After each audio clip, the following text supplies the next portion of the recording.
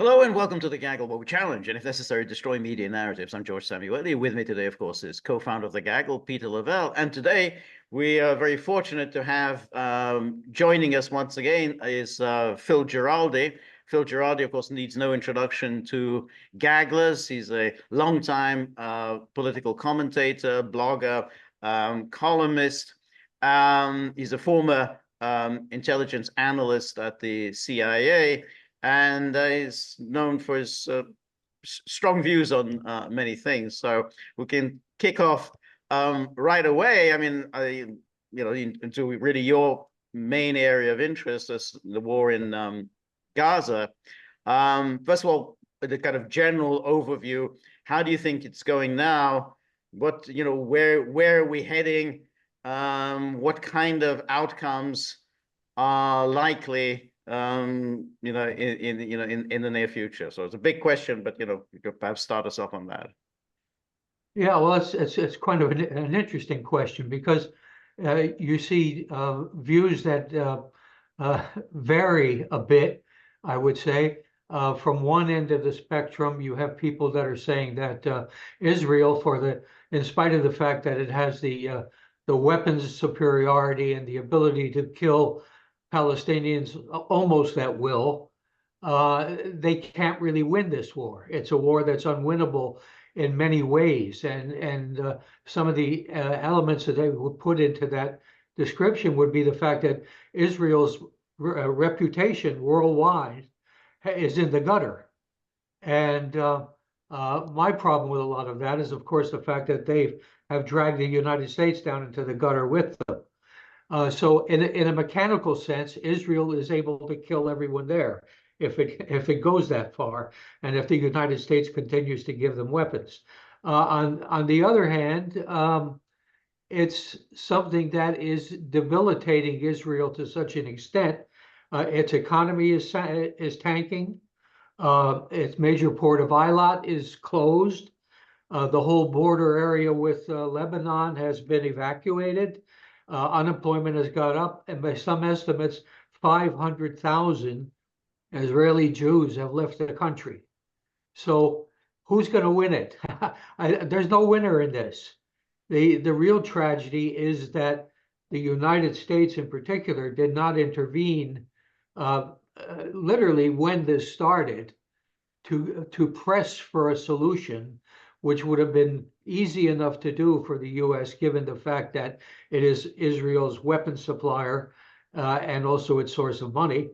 But it chose to go the other way, to basically support the war. And it's continuing to do that. If one listens to the debate the other night, it could only get worse. Yeah, it's only going to get. I mean, all right, go ahead. Go ahead, George. Go ahead. I was just going to follow up, but do you see any conclusion to the fighting anytime soon? Well, of course, our president, the current president, is saying that they're pushing forward with these ceasefire plans, but the ceasefire plans are all basically plans that do not in any way pressure Israel. Even if the hostages are released and Israel releases some Palestinian prisoners, the fact is the ceasefire is viewed as a temporary measure. And if Israel really gets its hostages back and immediately rearrests the Palestinian prisoners, it can turn around and basically start the slaughter again. Because the real objective, according to Israeli government officials like Smotrich and Ben-Gvir, is to turn what was once Palestine into greater Israel and liberate it, as it were, from the Palestinians. It would be a Jewish state, which it already is by law, with maybe a few Palestinians left around to do some hard work. But that would be it. You get rid of the Palestinians once and for all. Well, and that's what we're saying. I mean, the disconnect between what is talked about openly in Israel is just not allowed in the American mainstream. I mean, what we obviously know what's going on in Gaza, which I think we're getting now believe it or not, genocide fatigue. It's just like how many people were killed today, how many people were murdered today, how many children were killed today, and now it's being played out in the West Bank, and that is, there's a lot more people there, and their level of existence is more sophisticated than Gaza, because Gaza has been blockaded, but now they're tearing up the roads, to tearing up the infrastructure. This is a repeat of what we're seeing in Gaza. And there's absolutely an American woman was shot in the head. I mean, how by accident, apparently, and there's no reaction here. What I'm doing, I'm building up to, and George and I have talked about this before, is that they want to eliminate the Palestinians, and they're taking their time, because there's no blowback, there's no pushback for them to stop. And if you look at like Jordan and Egypt, these are still basically puppet regimes of Washington. Okay, their populace may feel very differently, and I think they do, but there's no Iran is not going to get into a war where it's existential for them. They may, as a coalition of the resistance, play a role in that. What I'm building up to is this, that there's nothing really to stop this, as long as the president of the United States, and I don't care who it is, if it's Trump, if it's Harris, if it's Biden, they're just going to continue doing this. And I think that that's what's really horrific. Yeah, I absolutely agree with you. I mean, the thing is that the Palestinians, or Hamas, or however you want to verbalize them, essentially saw no way out of this on October 7th. They were in a situation where Gaza has been for some time, of course, completely enclosed by Israel, even on its Mediterranean side, where Gazan fishermen could not go out without being turned around or shot by Israeli gunboats. So they couldn't even go out on the water side. And in terms of the West Bank, which of course Israel prefers to call Samaria and Judea, because that's part of its greater Israel scheme to incorporate those areas. And there, all of the remaining sections where Palestinians live have no sovereignty, really. They have no way of defending themselves.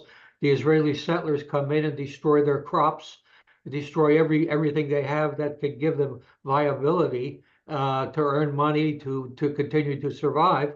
And this goes on and goes on and goes on.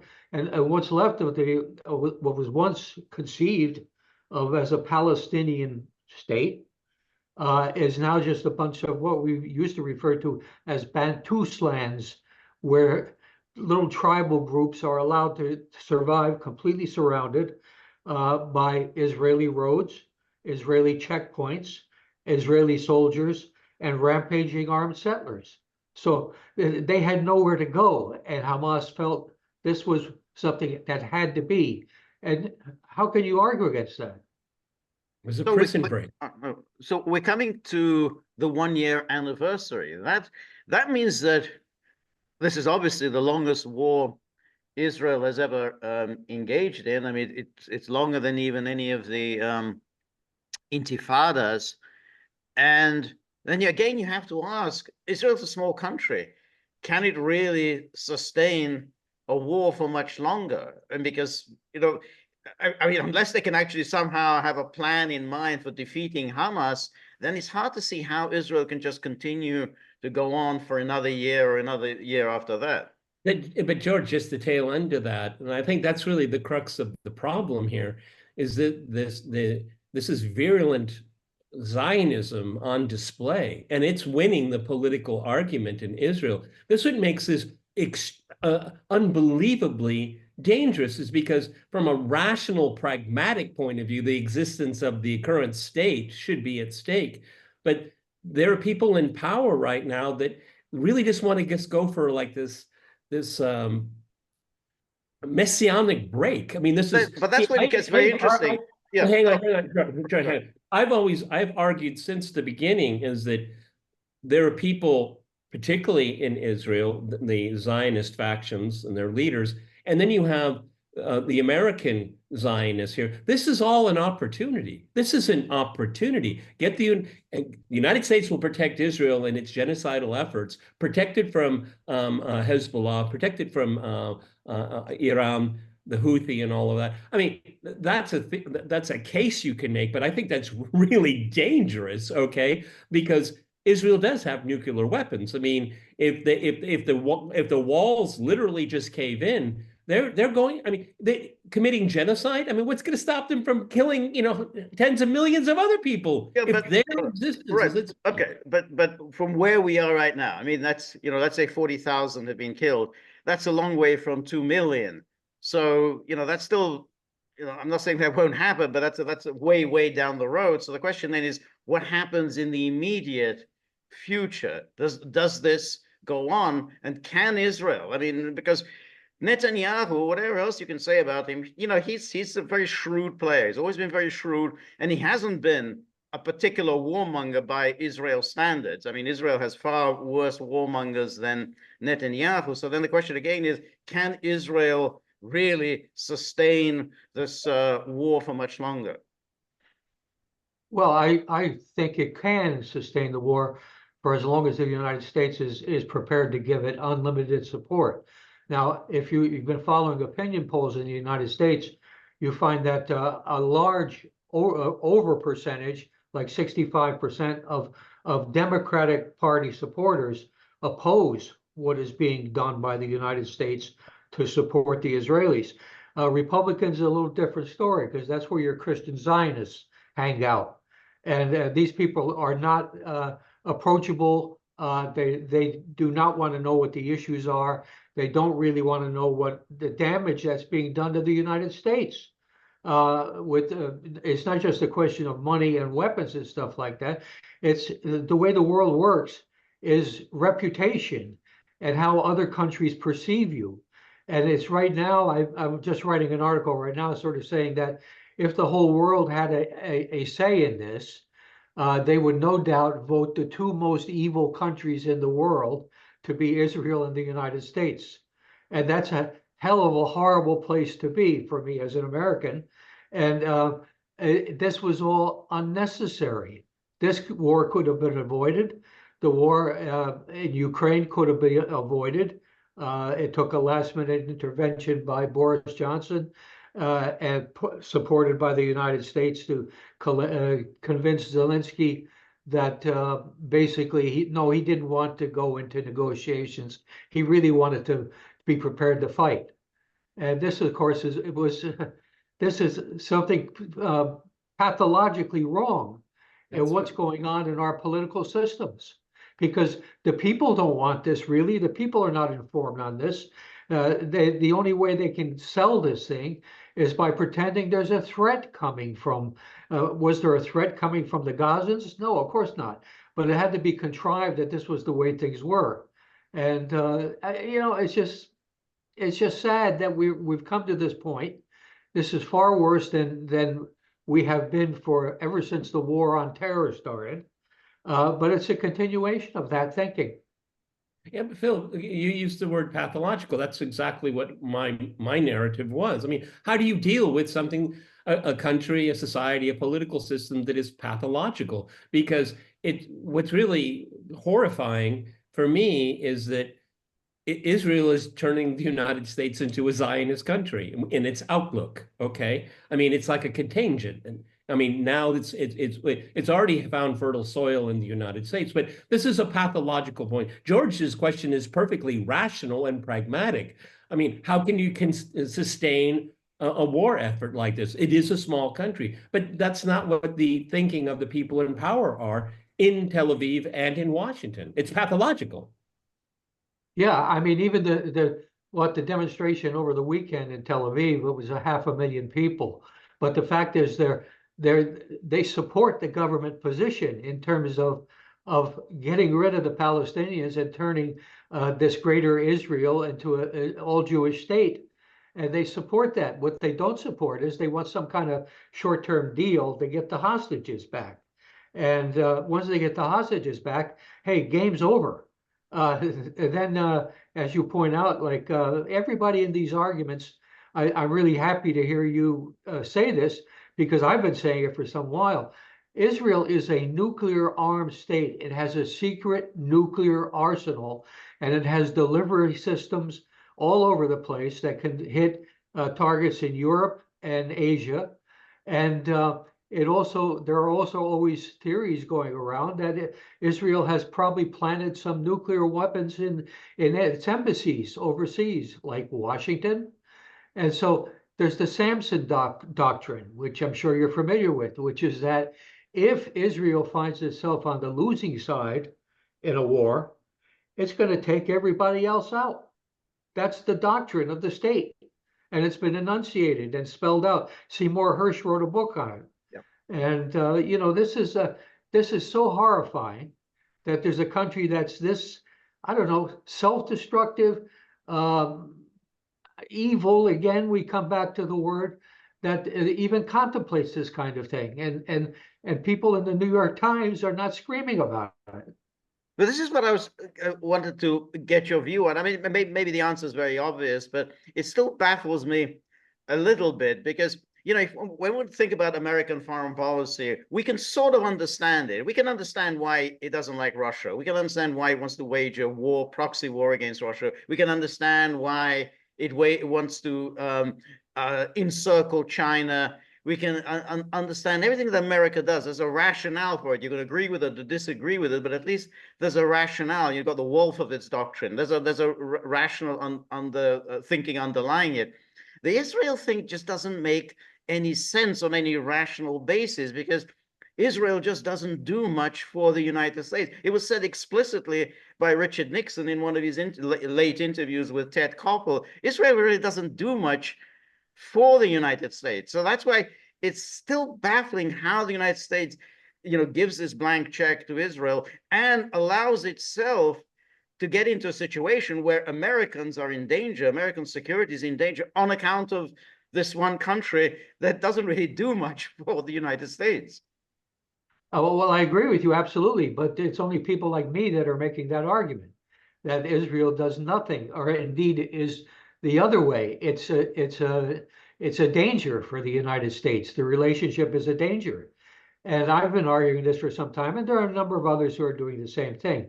But I'll tell you how it works. It works because the so-called Israel lobby in the United States is probably the most it's certainly the most effective foreign policy lobby in the United States, and it's all done by money. You bribe the politicians. Unfortunately, America is one of the countries that actually legally lets you set up a political action committee and bribe politicians. Well, that's what the Israel lobby has done. It's bribed a whole lot of politicians. It's also bought up the media. So the news that's reported about what Israel does, what's going on, is something that's quite different. And it's succeeded in getting the narrative approved of what it is and what Israel stands for. And this is basically what you hear coming out of the mouth of people like our current president and Kamala Harris and Donald Trump in a much more distorted fashion, but crazy fashion. But they're all saying the same things. Israel is a fact of life for us, no matter what it does, and we're going to be in its pocket no matter what they do. And how many Palestinians they kill? Well, I guess we don't care. So this is where we're at, and it's all done by money. The money buys power. Power buys influence in areas all over the place. And this is also true in Britain, true in France. But this is what I wanted to follow up on that, just because, I remember a time when Europe had a very different attitude towards Israel. You had de Gaulle, who famously called Israel, I think the Jews mainly, an arrogant people. And he said that about after the 1967 war. And of course, then you had the Lebanon war. Germans were very critical. Helmut Schmidt was chancellor at the time, very critical of Israel. So what happened to that kind of European critique? And Margaret Thatcher was critical of Israel, I think, at the time of the Lebanon war. What happened to that European kind of differentiation from the United States on Israel? Well, I think that to a certain extent, it's been the same pattern that plays out in all these places. And you might as well throw Australia and New Zealand and Canada into the mix too.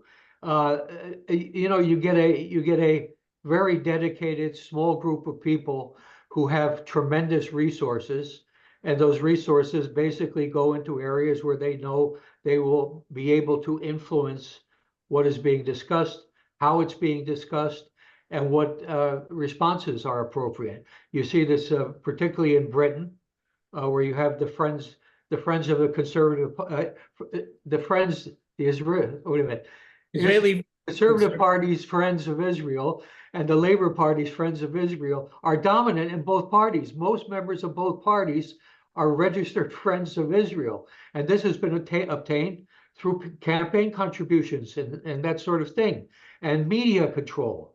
I'm appalled every time I read an article on the Middle East from the Telegraph.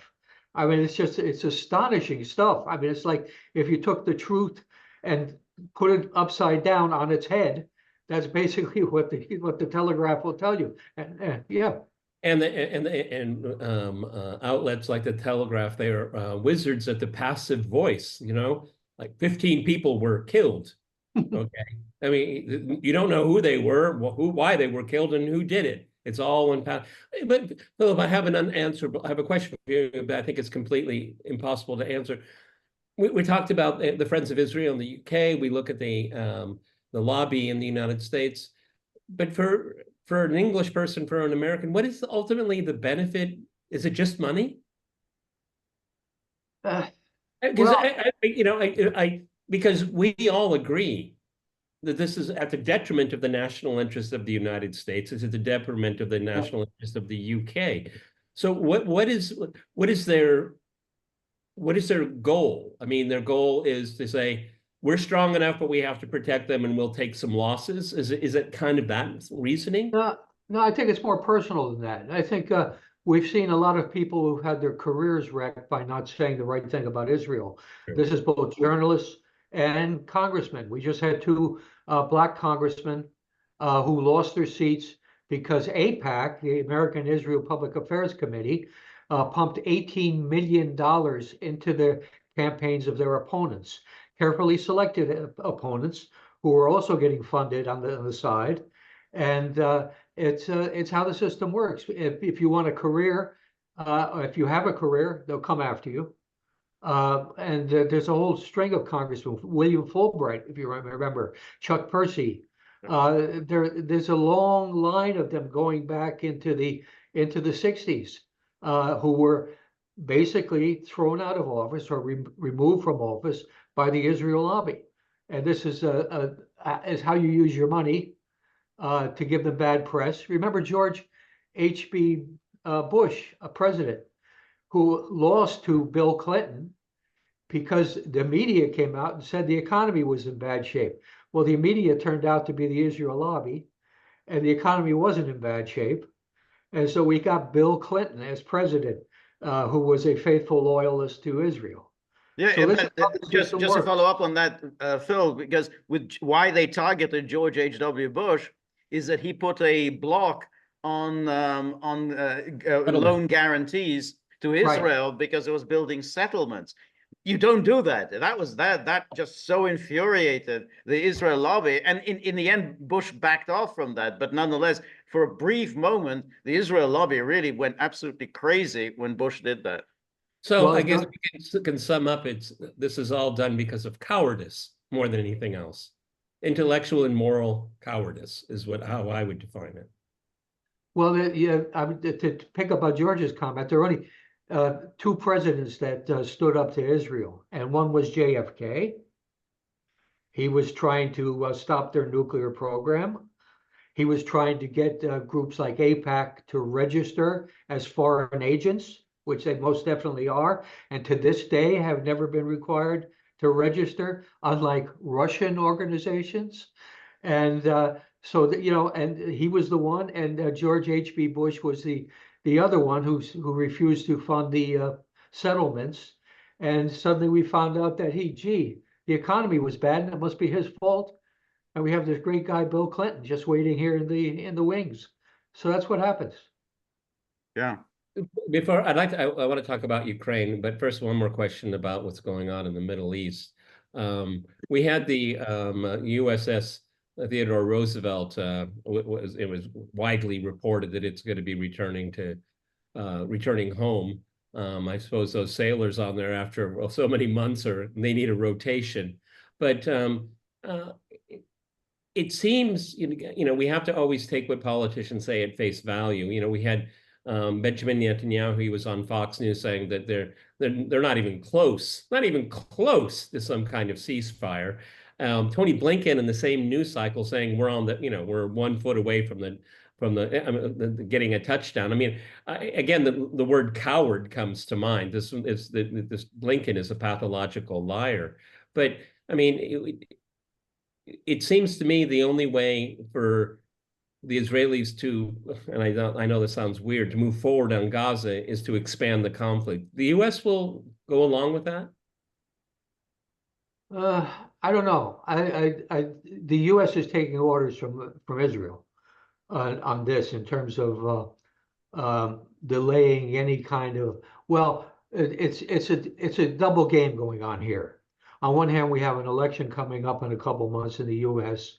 So we have Biden and Kamala basically pretending that they have humanitarian hearts when it comes to the Palestinians, and pretending that we're just inches away from a ceasefire. And the last explanation, of course, was that Hamas was blocking it, whereas it turned out, of course, it was Israel that was blocking it.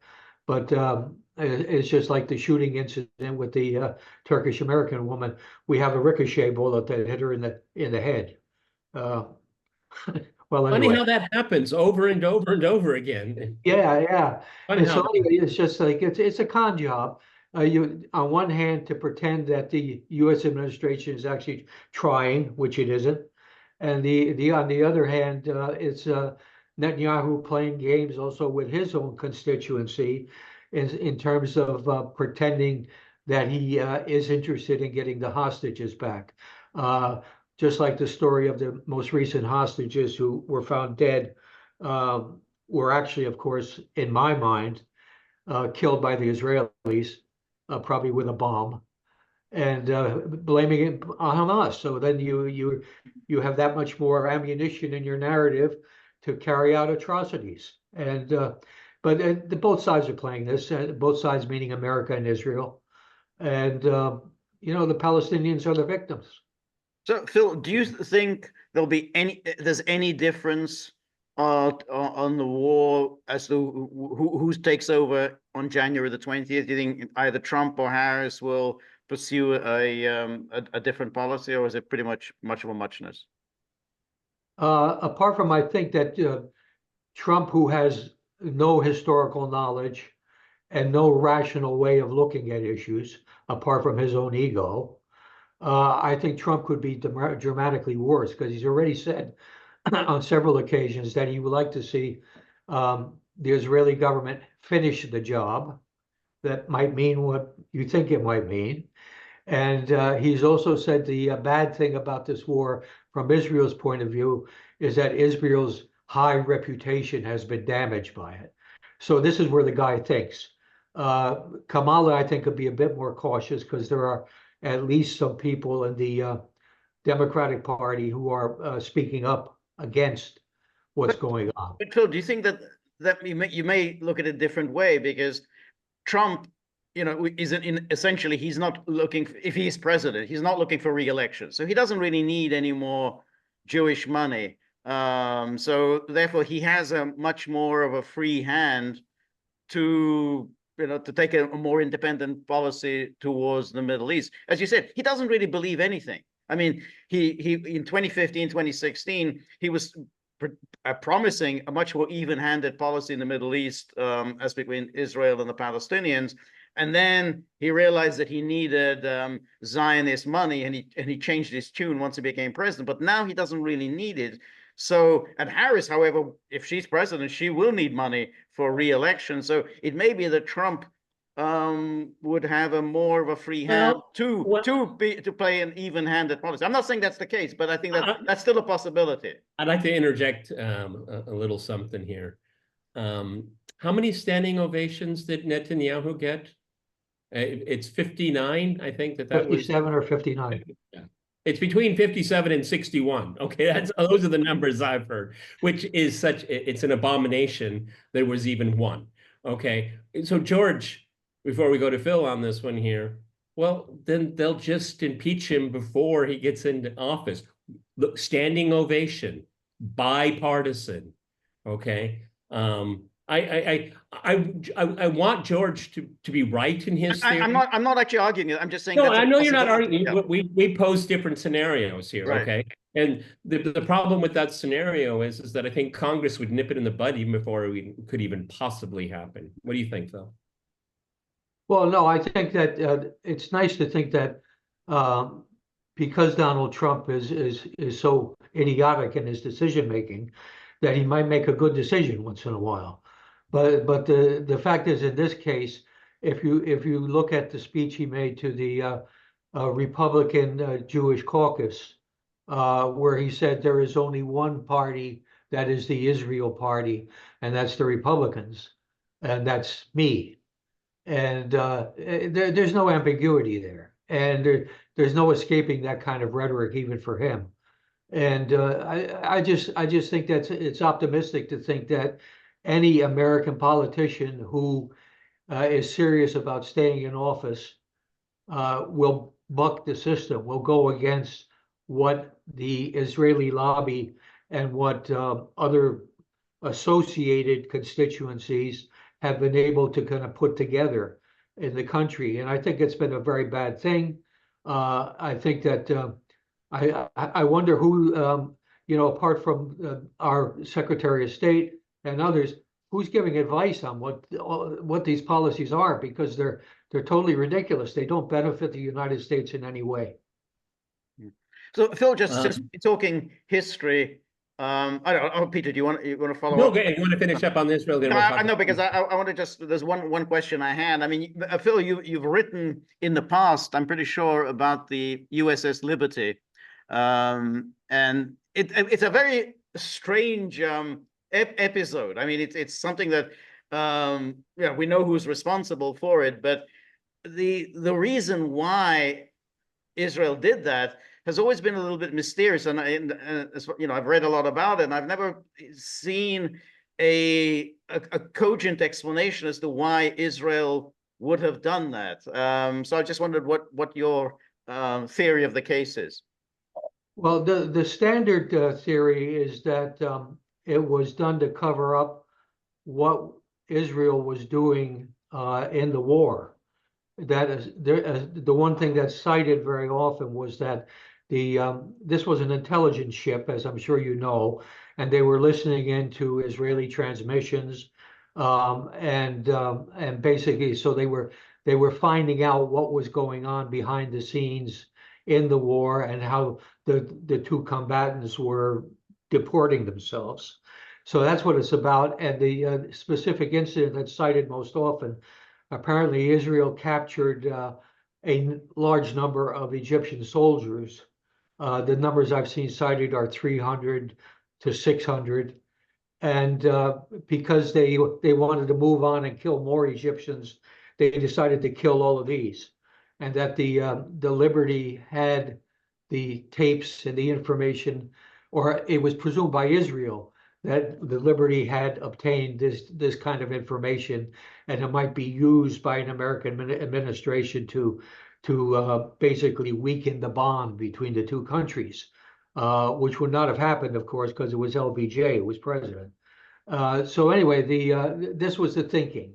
I don't know whether that's true, but if you go to some of the standard histories of the USS Liberty and analysis, that's kind of what it'll come out with.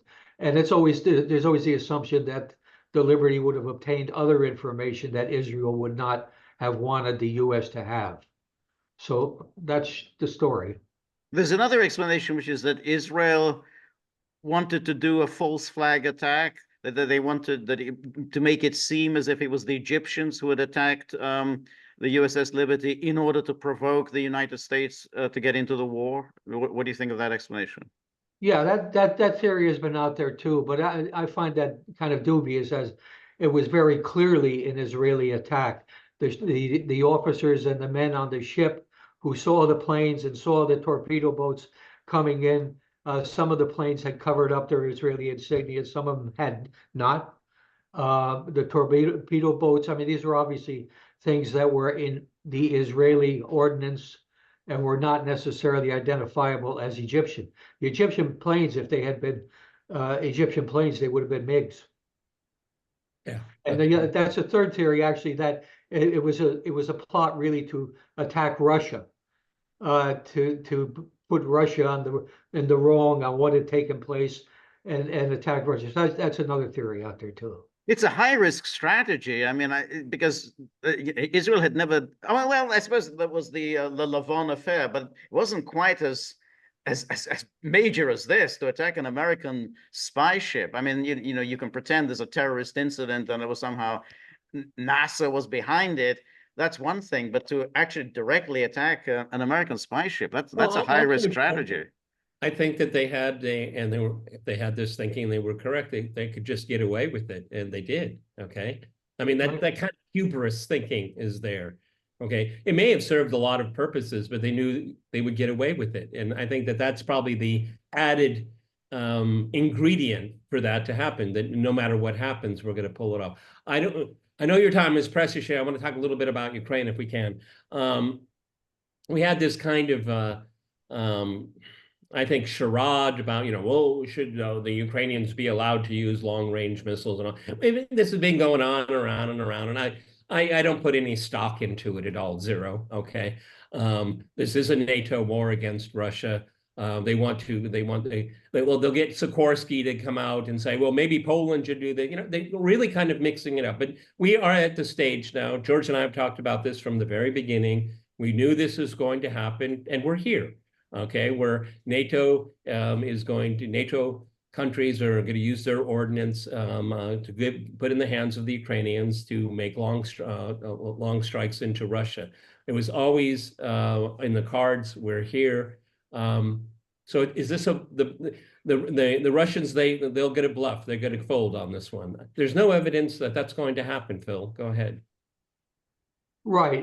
Well, Keir Starmer is in Washington right now, and presumably they're talking about if Biden is at all conscious, they're talking about this very issue of whether to release these missiles. But I rather prefer what President Putin said yesterday. I think it was that essentially these systems are not. You don't like kind of plug them in like a jukebox or something like that and press a button. You have to have satellite guidance. You have to have various other elements and a trained crew. He is suggesting that this is a matter of, if it were to come about, this is a matter where there is direct involvement with the armed forces from somebody or numerous players from NATO in this war. And as such, it changes the whole complexion of what's going on. And Russia is prepared to do what is appropriate as a response.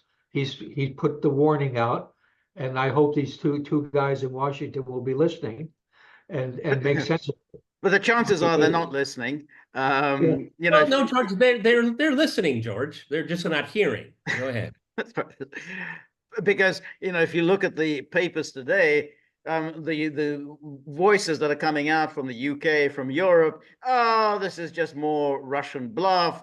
Putin has talked like this many times before. You know, we've heard all this saber rattling before.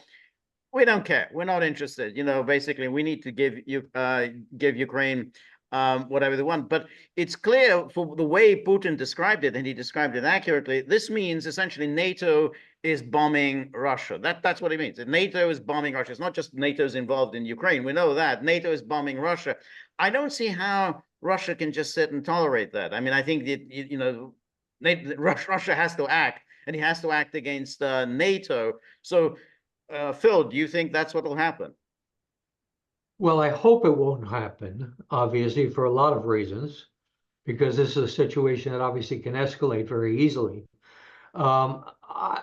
I tend to think there's going to be some kind of tap dancing going on in Washington, and Putin's statement should be taken for what it's worth, which I think is the fact is it's credible and it's very specific.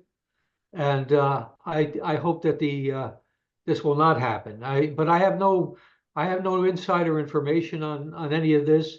There have been so many stupid things that have happened in the last year, both in Gaza and in Ukraine, vis-a-vis the Western response to both these issues, that I have no trust or no faith in the leadership that's making these decisions. So I'm a bit worried. Yeah.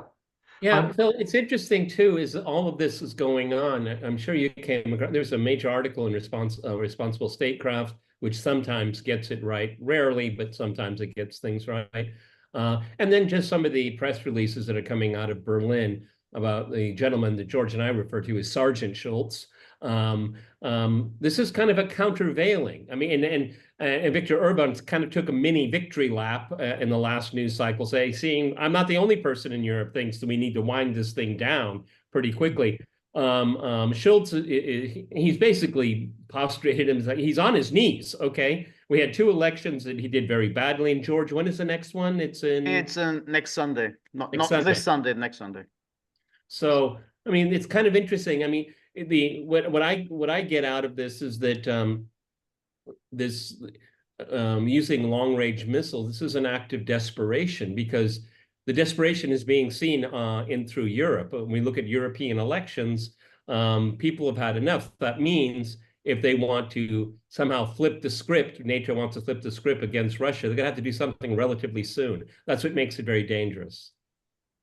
Yeah, well, I absolutely agree, and I think that the people everywhere, you know, if you want to appeal to the common people, to the ordinary voter, and you're being so dishonest that you're misrepresenting these issues in terms of what they mean. Like for a long time, for continuing. Last week, I saw a couple articles on the subject saying again that Putin is using this Ukraine as a springboard or a step to attack Europe, and this is nonsense.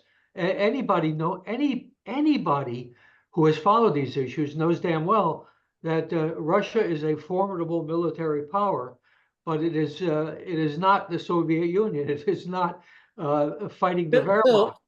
2.5 years in, the Donbass, the complete Donbass is still yet to be liberated. And Right. So they're going to be invading Poland now? This Yeah, is exactly. It's nonsense. And yet they've been selling this narrative for over a year now. And that's why we're there, you know, why of course, the other bit of nonsense is that we're defending democracy. Ukraine is a democracy. Come on. It's just like there are so many lies coming out of Washington. I wrote an article a while back entitled "Lies and More Lies," because that's all it is. And it's every single during the debate. I'm sure if both of you had the nerve to watch it, it was lie after lie after lie on every issue, and you wonder, oh my God, how can they get away with this? But they do. Yeah. Right. Foreign policy illiteracy is what I called it. Foreign policy illiteracy. George. Well, this is very interesting, this lie, because what the British are now doing, Starmer and Lamy, or is it Lamy or Lamy? Lamy, I guess it is. Lamy, the UK Foreign Secretary. You know, they're saying, well, you know, there's a game changer. Iran is providing these ballistic missiles to Russia, and that's a game changer. Now, why do they say that's a game changer? It's not a game changer in itself, because if you bring up Iran, you know, people say, oh, Iran, that's a lot of bunch of mad mullahs running around, you know, with their machine guns and throwing bombs around. Yeah, that's a game changer, all right. But of course it isn't. But what they're trying to do is to frighten the public into accepting the fact that Britain is very dangerously escalating this war, despite the warnings that they're getting from Moscow. Now they can say, "Oh, we don't care about these warnings," but nonetheless, they are warnings. And then if something bad happens, which I think it could well happen, then you can't say, "Well, we weren't warned." Yeah, you were warned, and yet you went ahead and you pursued this policy. So essentially, what they're doing, they're lying to the public and saying we're in a very dangerous position because Iran is providing these missiles. So we are responding to aggression. There's a threat to us because it's Iran. And, we know how dangerous Iran is. That's the latest lie. Yeah, well, of course, and the other punchline is that Iran supports terrorism. Yeah. So this is to scare everyone in another way, that these terrorists running around all over the world are not paid for by the United States, maybe, and some others. Or never even think of the fact that Iran is on the receiving end of terrorism. Exactly. The ones who are getting killed are Iranians by the Israelis and the United States and others. And so this is it. This is what I call the narrative twisting, which is the basic tool that governments use now to create a completely mythical picture of what is going on in the world to defend whatever they want to do, whatever they want to get away with. The Israelis, of course, do it all the time. The United States does it all the time. It's if I hear one more time the rules-based international order that run by the United States for the rest of the world, I'm going to get violently ill. But Phil, I mean, just a question for you. Oh, Peter, you want to? Go ahead. No. I mean, you said it's very dangerous about the escalation, and you hope that Russia won't, respond in a particular way. But maybe that is the only way you can bring this thing to an end, because this way of NATO just step by step escalating its involvement, maybe the only way you can stop this is by actually raising the costs for NATO. And that, it may well be said, well, since NATO is now bombing Russian targets inside Russia, then it's time to attack US bases in Poland. Well, and then you raise the cost and you say, okay, fine. Now we're attacking NATO territory. What are you going to do about it? You see, that's the difficulty in all of this. George is absolutely right, and on this one we agree. For me,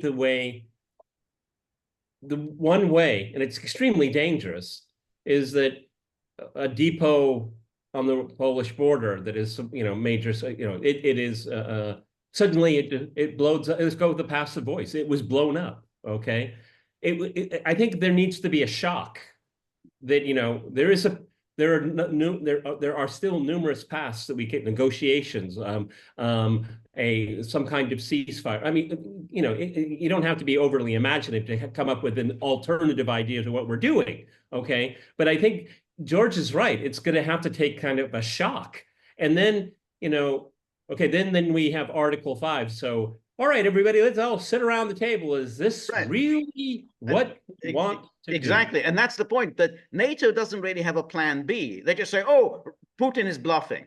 Putin is just simply saber rattling. Okay, what's plan B? What if he isn't? They haven't really thought about it. Well, what if he isn't bluffing? Then what are you going to do? And I think that's why I think it's important to show, yeah, we're not bluffing. What are you going to do about it? Do you have a plan of action for next? And that might wake up the public, from their kind of somnolent football or sport obsession, and think about where their countries are going. Well, I would counter that by saying that if these people making the decisions in NATO were rational, they would right now in Washington be saying, or the two heads of state would be saying, that we are not going to go this route of the long-range missiles because it's too dangerous as a provocation. That's if they were rational.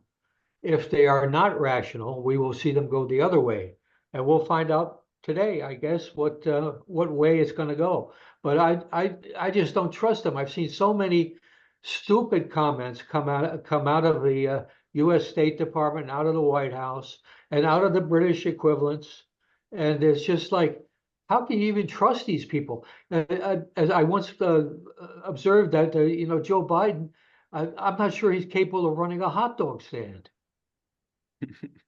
Well, it shows that the president of the United States is probably the least powerful person in Washington, because we haven't had one for once, and things continue to go on. Just just a little inside baseball for you, Phil. Living here in Moscow, they take long-range missiles very, very seriously. They take drones very seriously. The number of irritants that we have to deal with on a daily basis when it comes to the internet, because the authorities are modulating the airwaves, okay, for our protection, though when it means I'm trying to order an Uber, I can get very upset, okay, because it don't work too well. But it means that they're taking it very, very seriously here. This is something that they are anticipating, I would say, on that. Phil, before we let you go, I've always been a long admirer of your writing, and you and I have been in contact for, I guess, a lot of years now when I think about it. I've been doing Crosstalk for 15 years this month, okay? What's the state of freedom of speech in the US? Bad and getting worse. We've seen a number of cases. I'm sure you've covered the Scott Ritter case. Yep. And the Tulsi Gabbard case developing. And this is just becoming the norm. I think they're going to be coming after all of us who are critics of particularly the war policies in the two places. And they know we're growing in numbers and strength, and that's scaring them, I think.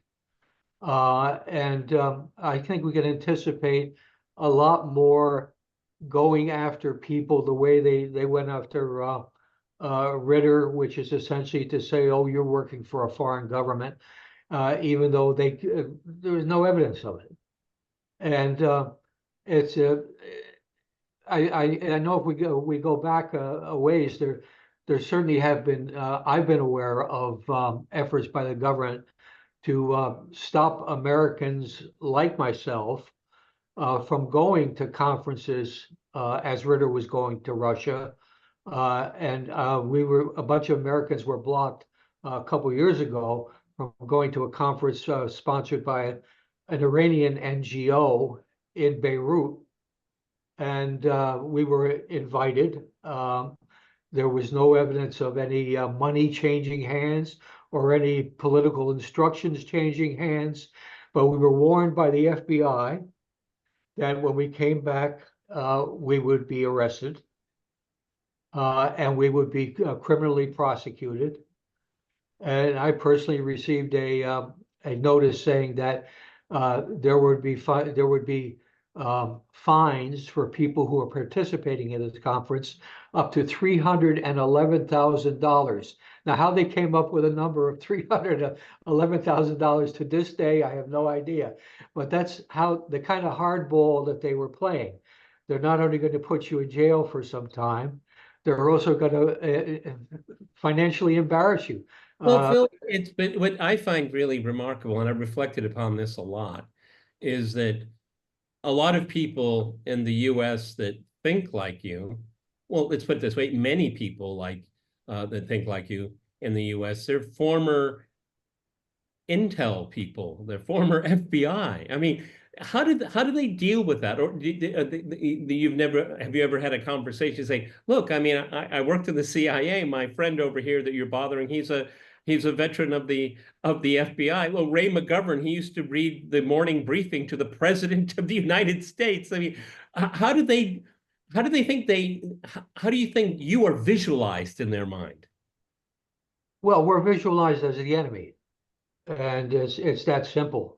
The system has been, since my time in and Ray's time in, the system has become so heavily politicized now that the political agenda far overwhelms the agenda of collecting good information that's reliable, that people can make good judgments on.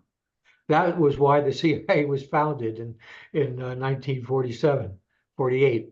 And the fact is that they've gotten so far away from that people like myself and some of the others you've been seeing who actually lived in a different world, where you reported honestly and you were willing to debate issues if the information was ambiguous. That's all gone away. And now, Sorry, when did that change, would you say, Phil? I think that changed pretty much. I hate to say it, but well, I would say certainly with the war on terror.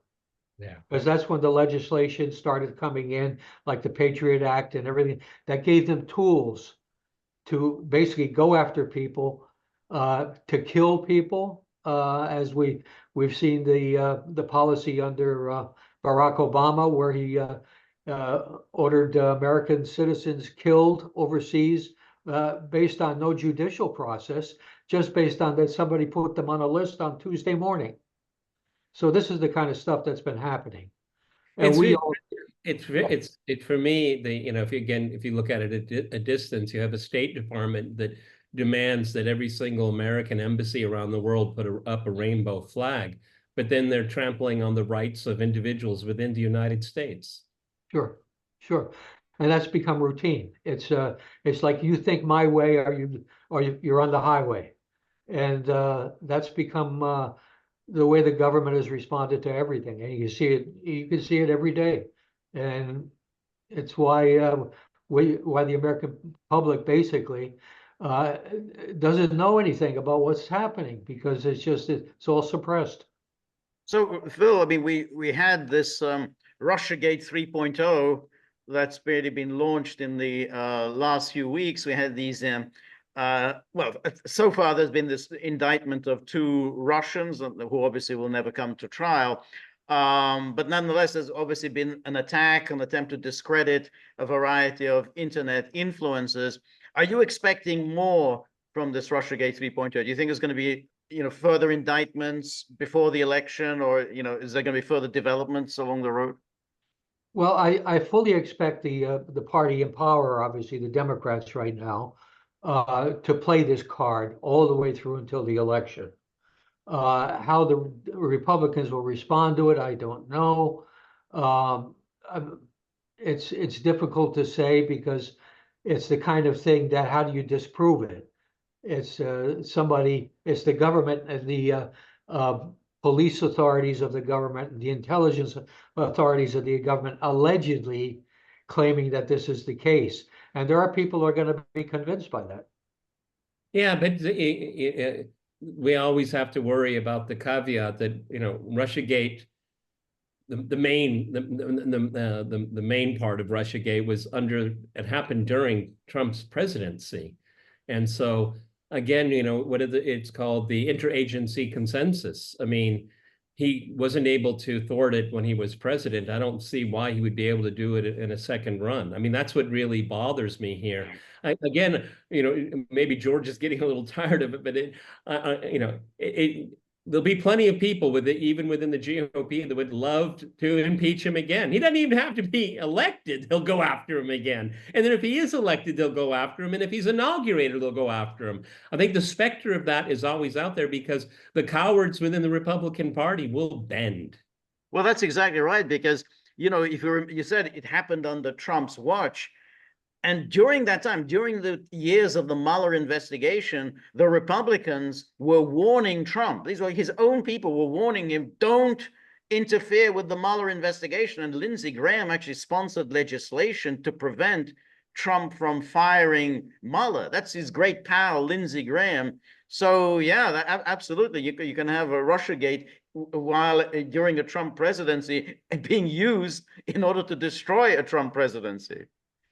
Yeah, that's the irony of a lot of this stuff. I mean, sometimes the administration coming in plays right in the hands of the people who are making these allegations. And of course, we know now, of course, or at least some of us know now, or believe now, that these allegations were all contrived, and essentially it was part of a plan to accomplish what it, to a certain extent, did accomplish. They tarnished the whole process, but in one direction.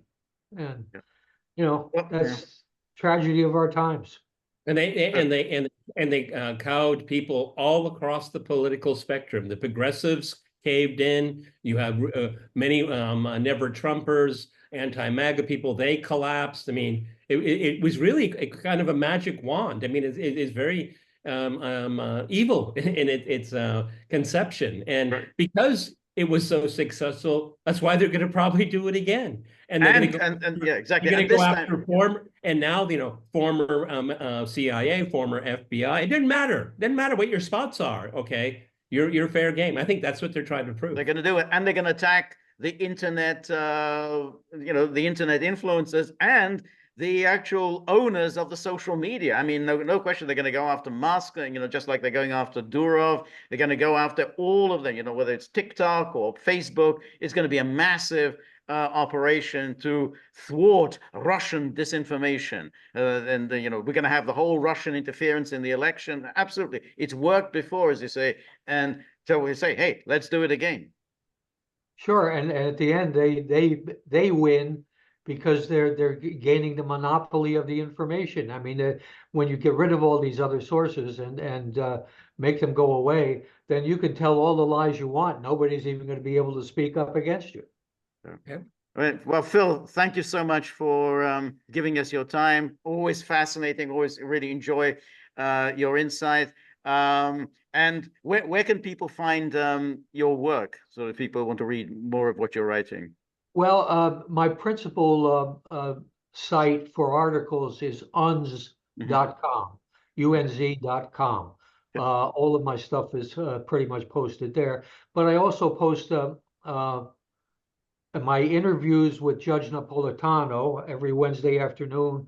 I also post the interviews on Facebook, as well as my articles. They're also there. And then a lot of my stuff gets picked up by other people and distributed. So well, thank you so much, and looking forward to speaking to you very soon. And remember, if you like the Gaggle, please like, share, and subscribe. See you soon. Thank you for having me.